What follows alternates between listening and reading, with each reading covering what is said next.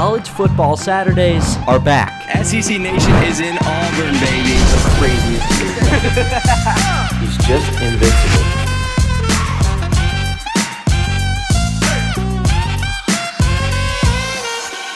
What's going on, everybody? Welcome to Invincible, the show where we tell the tales of our biggest athletic talents, striving to be invincible on and off the field.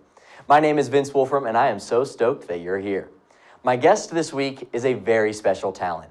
This guy is coming off one of the most prolific seasons in program history as just a sophomore, and now, this year, is looking to fuel the fire for his third-ranked Auburn golf squad. He had top 15 finishes in 9 of 11 tournaments, led the team in nearly all statistical categories, and was the Tigers' top golfer at the SEC Championship last year. He is back for more this year and out to chase championships. John Marshall Butler, J.M. Butler, call him what you please. This guy is the real deal. Let's hear his story. J.M., welcome. Vince, thanks for having me. Glad to be here. Tell me about when you were first introduced to the sport of golf. I got introduced to golf pretty early. My dad played professionally for a couple of years, playing on the Asian Tour and the Canadian Tour, and then before that he played for the University of Kentucky for 4 years. So, just kind of growing up at an early age, he introduced me to the game, with the plastic clubs and everything. So you're from Louisville, Kentucky. Yep. So am I. We went to the same high school, Trinity High School. That's where sort of I was introduced to you. Yeah. Talk about the culture change, whether you knew it or you didn't, that happened when you were there and how you grew as a player at Trinity. It's always, where are you going to go for high school, Trinity or St. X? And my whole life, everyone told me, Justin Thomas went to St. X. St. X is the powerhouse for golf. If you want to be a good golfer, you go to St. X. My grandfather was actually in the second graduating class at Trinity. He was the first person to kind of feed me information about Trinity and stuff. All my friends were going to St. X. Talk about the state championship season, because that was big too. Even though he went to a different school, I kind of looked at what Justin Thomas had done as a high school golfer in the Louisville area. And he had won one state championship, so I knew before I wanted to leave high school, I knew I had to win a state championship, and when I did that, that was definitely a big accomplishment. Talk about what that step up in your game looked like. When did it sort of come about? Yeah, I don't think it came about overnight for sure. I just was so competitive and wanted to beat everyone that was around me that I was willing to do whatever it took to outwork those guys. If those guys were practicing for 6 hours a day, I was practicing for 7. It didn't matter how hard they worked, I was just going to outwork them. And then, obviously, you're college, you committed to Auburn, like you said, your junior year. Once you got here, you didn't really waste any time. You were SEC Freshman of the Week 3 times, SEC All-Freshman team. Talk about your mindset coming into your freshman year. Coming into college was definitely a little uncomfortable for me, as it is for every freshman that comes in. But what I knew inside is that I just wanted to outwork everybody on the team and give myself the best chance to play. And I was able to do that just with a lot of hard work and a lot of persistence and being very, very competitive. And you had a good year, but your sophomore year was off the charts. Stuff that some of these people have never seen in the history of Auburn golf. Talk about that jump, because that is a huge jump if you look at it, what you did from your freshman year as a 4th or 5th guy to the sophomore year where you're putting up numbers no one's seen before. From my freshman to sophomore year, there was a lot of maturity. I was more experienced. I played every single event as a freshman. One thing that I'll always remember is freshman year was at regionals for the NCAAs. If you qualify at a regionals, you go to the national championship. And we missed it by 1 shot that year. So that really motivated me to do more coming up the following year. Do you think so far this year, because you're a couple tournaments in, have you seen that from the end of last year through the summer and now? This team is even though we're young, we're very hardened. We've had a lot of experiences of failure, and I think that we have a lot of adversity that we've gone through, and that's just brought us closer together as a unit. And honestly, my teammates are my brothers, and I wouldn't trade them for the world. Number 1 in the country, you're back. Evan Bowe's back. You got a lot of good guys in the groups. What is your team goal for this year? Well, I try not to be result oriented, but yes, a national championship is a result-oriented goal of mine. Now I want to talk personal goals. What have you worked on this summer to improve from your, record-breaking sophomore season to now being a junior, being an upperclassman, being a leader? I want to win multiple times this year. I want to be a first-team All-American, Arnold Palmer Cup team. Last year, I felt like I should have been on that Arnold Palmer Cup team, and felt like I kind of got snubbed at that a little bit. But if I could make the Arnold Palmer Cup team, be a first-team All-American, and win multiple times, that'd be a good year in my opinion.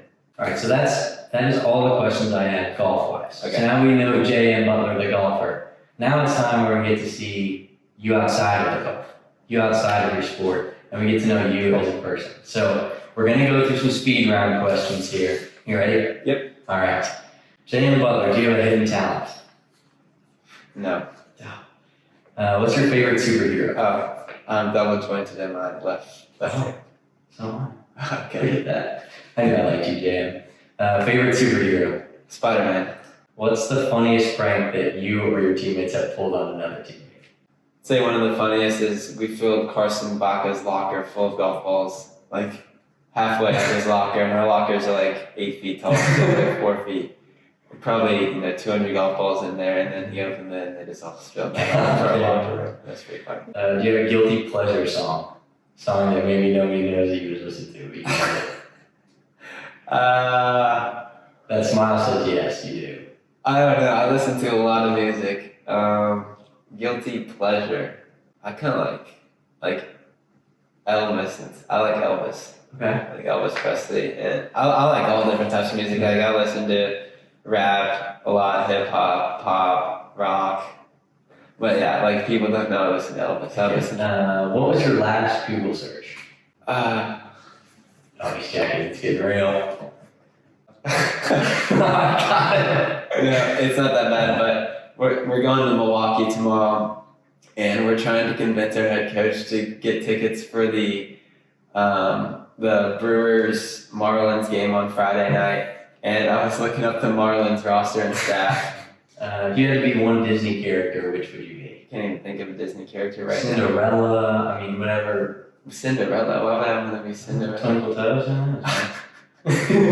What's a conspiracy theory that you believe to be true? The killing of JFK. Who's the funniest player on the team?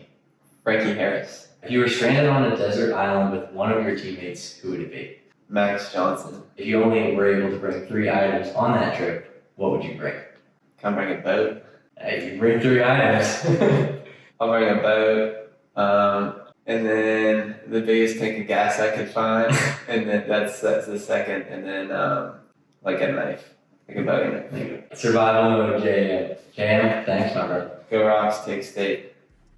Thanks, JM. What we know to be the college basketball Blue Bloods are seeing great success on the gridiron this year.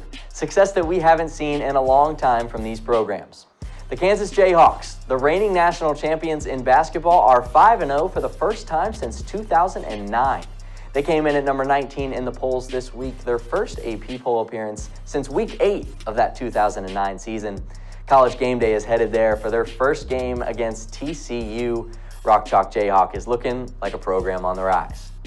The Kentucky Wildcats, after their near victory at Ole Miss last week, check in at number 13 in the polls. Quarterback Will Levis is looking more dangerous to opposing defenses each and every week. Mark Stoops has brought this program from a bottom of the SEC type team every year to one that is battling for the top of the conference. This program wasn't born on third base.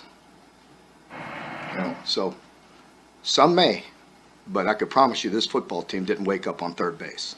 So many people have done so much that you have to have a respect and appreciation for. We all want more. UCLA, college basketball program that has the most national championships with 11, had a big win last week over number 15 Washington, 40-32. They were previously unranked but jumped up to number 18 with the win. Last, but certainly not least, Syracuse is 5-0 for the first time in 35 years. Sophomore running back Sean Tucker racked up his 15th 100-yard game in Week 5 with a career high of rushing 232 rushing yards. Their next 2 games versus NC State and at Clemson will tell a lot more about where Dino Babers' team is headed. Now, it is time for Tweets of the Week, baby. We got 3 of them this week. The first one coming from former Auburn football player and now Director of Player Relations, Devon Reed, who tweeted after the LSU-Auburn football game, "I've been to every SEC stadium as a player and as a coach. Jordan-Hare Stadium is top 2, and it is not 2. Hashtag WDE. As someone who went to the game myself, I would have to absolutely agree. That place was rocking. Tweet number 2. A pretty funny viral Twitter moment with this one, looking at 2 Patriots quarterbacks, Bailey Zappi and Mac Jones, bringing about the question, I'm supposed to believe that these are 2 different people? I'll give it to this guy. They do low-key look like twins. That's pretty wild. For our third and final tweet, this one comes from newly paid Miami Heat guard Tyler Hero. He signed a 4-year, $130 million contract to stay in South Beach. Gotta love a good old Bugs Bunny meme. Tyler's Twitter game is still undefeated. Plus, stack your bread, Mr. Hero. Stack your bread. Usually on this show, I like to talk straight sports, but I want to flip the script to talk about something very important happening this month. October is Breast Cancer Awareness Month, the annual campaign to raise awareness about the impact of breast cancer, hence why I wore the pink suit today. Breast cancer is one of the leading health crises for women in the United States. 1 in 8 women will be diagnosed with breast cancer in her lifetime. Join the cause and help spread the word about the importance of breast cancer screening and support. To get involved, donate, or learn more, visit nationalbreastcancer.org. That's all I've got for episode 2 of Invincible. I hope you all had as much fun as I did. Have a great week, and don't forget to wear pink. I'll see you next time. Peace.